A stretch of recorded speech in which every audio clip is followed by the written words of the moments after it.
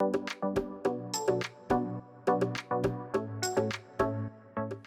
télétravail international. Comment travailler depuis la France pour une société étrangère? Le télétravail est une tendance qui dépasse les frontières.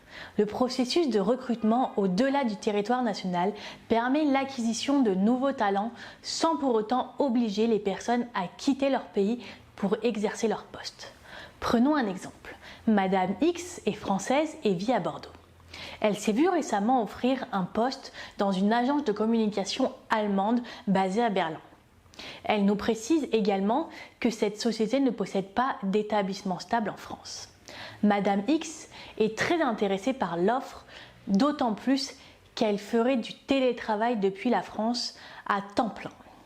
Mais avant d'aller plus loin, elle souhaite ainsi que son futur employeur connaisse toutes les démarches à effectuer pour que l'embauche se passe bien.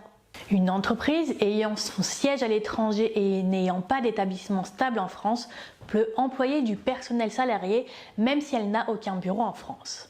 Dans notre cas, l'agence de communication basée en Allemagne devra effectuer les démarches suivantes: l'enregistrement et la déclaration de l'entreprise étrangère employant du personnel en France, l'attribution d'un numéro SIRET, l'entreprise doit s'inscrire auprès du CNFE, Service des firmes étrangères, en complétant le formulaire E0 pour l'attribution par l'INSEE d'un numéro SIRET et l'affiliation aux organismes sociaux type URSSAF et Humanis Retraite et Prévoyance.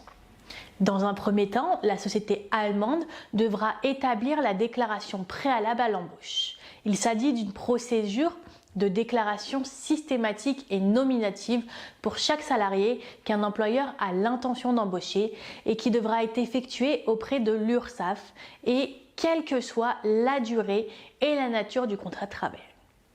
Dans un second temps, la société allemande devra fournir des fiches de paye, un contrat de travail aux salariés et s'acquitter des cotisations sociales et salariales patronales dans le cadre de l'emploi de Madame X.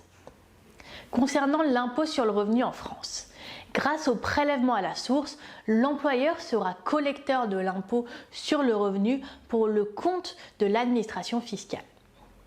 Par ailleurs, le taux d'imposition applicable à chaque salarié est communiqué à l'employeur par l'administration fiscale grâce à la DSN, Déclaration sociale nominative. Enfin, pour le prélèvement à la source, pour qu'il soit effectif, il faudra disposer d'un compte bancaire en zone CEPA. Donc n'oubliez pas d'en ouvrir. Quelque temps plus tard, Madame X a également sollicité par une société canadienne basée à Montréal pour un poste similaire. De même que le premier cas, cette société ne possède pas d'établissement stable en France. Madame X hésite entre l'offre, qui est également très alléchante, mais elle se demande s'il n'y aura pas des contraintes administratives supplémentaires. Le Canada est un pays situé hors de la zone euro.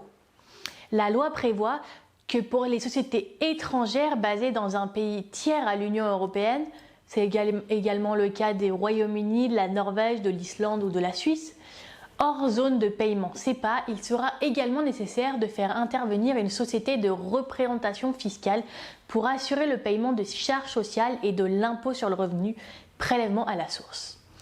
Comme pour la société allemande, la société canadienne devra remplir les mêmes démarches administratives, mais il faudra également qu'elle fasse appel à une société de représentation fiscale pour le paiement des charges sociales et de l'impôt sur le revenu.